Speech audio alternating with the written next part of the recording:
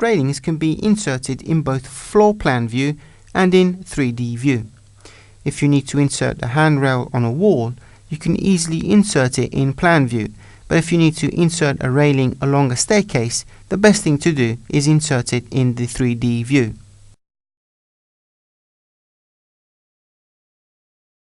To insert the railing, simply select the railing object from the drawing menu.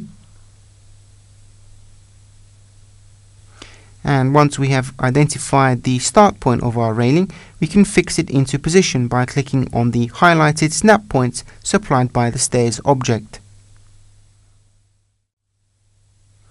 Let's now continue inserting the railing, identifying and setting other nodes.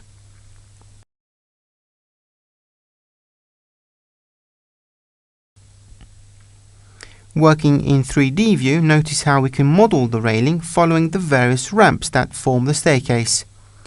And once we have completed the modeling process, a click on Finish exits the railing modeling mode.